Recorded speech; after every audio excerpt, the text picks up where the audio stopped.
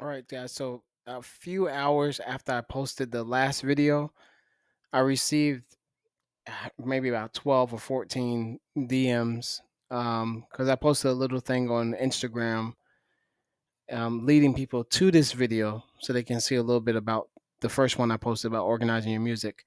And a lot of those things said, can you make a short tutorial? Just show my process on Disco, how I use it. Um, so I'll give you a little insight on this. This is going to be like a high level example.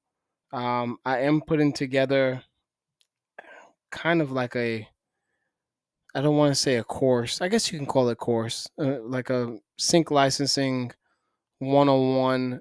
The difference is I've seen a lot of content out over the last 2 years, and some of them are great. There's some great sync courses. They teach you about the 101. It's like sync 101, 101. Um, and some of them are just fluff. I'm taking my time to do this to make sure I'm giving you guys valuable content. But okay, so part two, organizing your music. So the way I use Disco is one, organizing my music as far as metadata and everything. So I'm gonna show you that here now. Okay, so the first thing I do, I'll hit browse, and you see on the right here, there's a thing called playlist creator. So you'll drag your track in, excuse me, MP3 or Wave. You drag it into here, just drag it in, and then it'll load up into Disco. And then on these three dots here, I will click that, and it says edit track information, right? So I have this weird like naming here right now. So let's say if I just call it Crash Out, the name of the track. Then I will go over here to image, and I actually have, let me see 1 second.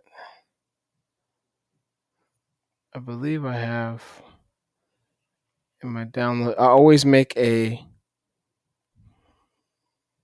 title there. That should be it there. Let's try it one more time. I mean, another thing that I do is I go on Canva and I import a image. That's what I'm trying to say. Um, there we go. Okay, so I have an image there. That's in there, right? Okay, let's see. Why is it giving me this issues? I'm going to save it for right now, just so it saves the image. Okay, and then show you guys the next step. Try to run through this quickly. Okay, so now that's saved in there. We have our title. You always want to include the BPM of the track. You know, that's important for editors to use for this scene. A lot of times they have a suggestion of what kind of BPM will go good towards the scene. This track, for instance, is a hip hop cinematic.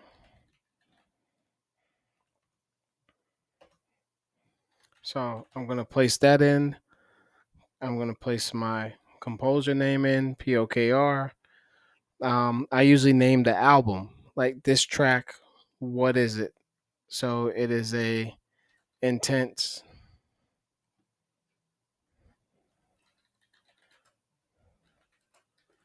hip hop, right? You could do grouping. You can get it as finite as you want. If there was an artist on here, I'll put the artist name here. And one thing to mention too, depending on who you're submitting to, they have specifications on how the title should be. So always follow. If you're sending to a supervisor that works on shows for Netflix, they might have you say crash out underscore your name underscore Netflix show that they're working on. But as a standard, me keeping this in my library for my own organization, I put the title like this, put composer there, genre, BPM. This is 145 for my BPM. I click save. Once, one thing I did notice about Disco, sometimes it may load, some things may not be in there. So every time I add a few things, I click save, just as a precaution. Now in the comments, one thing that I want to do is sort of add the feel of the track. Let them know like this is a driving, intense, track,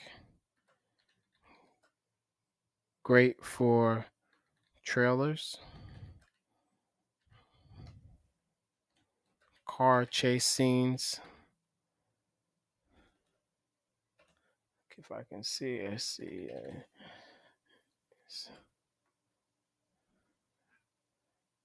And okay, adrenaline induced moments. The more specific you can get, it helps a lot. You don't want to corner it down to this should be used on a Boston city scene, or if the song has the lyrics Boston in it, you definitely would mention that. But anything that you think would mention and help your track stand out more. So I do that. Another thing I do, which I learned from Ashley. So another a great course to take the next time she opens it up is a music supervisor by the name of Ashley Neumeister. Ashley, if I'm butchering your last name, I'm sorry. But Ashley is a great person I've known for a few years now, and she has a great sync course. That's where I learned a lot of my. I was already in the sync industry, and I saw her course come up, and it just felt right. I met to her through a mutual friend also. He's a great guy. His name is Bari. Definitely go check out his music. I think it's at I am Bari. Bari. But yes, Ashley has a great course on sync, and this is where I first learned about putting this into the comments, like about the track and a little more detail in there. She has some other golden nuggets. I'm not gonna give away everything here, but so putting some of that information in here, and then also putting your contact information here, right? So your full name can go here, your email, your phone number, right? 555, the classic movie phone number, right? So you get the idea, right? So you do that there,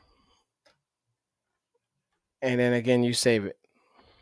If this is an instrumental track, so if it was a full song, you would add lyrics, go through that. You can add the writers in here. There's a process with that of how you add them into the contacts. And it says to manage your writers, you go here and add them in like that. You would add your tags in. So it gets very detailed, right? So like I said, this is a high level. I'm not going to walk through all those actions. I just wanted to show you like a simple. I put a picture in, I put the title in, I put some information in about the track, and then I save it. So this way, when the opportunity comes up 2 months from now, 3 months from now, that says looking for a high adrenaline scene, or we need a song for a car chase scene, I can go into my disco, type car chase and search, and anything that I've added in the comments of a track here, all those tracks will come up. Instead of me trying to remember, oh, what tracks do I have? Because after a while, I'm sure we're all the same when it comes to whether you have 10 songs or 1,000 songs, it's hard to remember all of them, right? Especially in the moment with pressure, we need the music in 2 hours. So you want to have a system that's like a library that you can just search, go straight to it, pull it into there, send it to them, and on to the next one, right? So again, guys, a lot of people ask for a little bit deeper dive in how I use it. This is one of the main ways how I use Disco. Hope this video was helpful. If it was, please subscribe to the channel. Please like this video. Leave a comment. My goal is to grow this channel into 1,000 subscribers, and just have a community of people that are being successful in sync. They want to learn more about sync and helping us all grow together. So I will catch you guys later in the next video. Peace.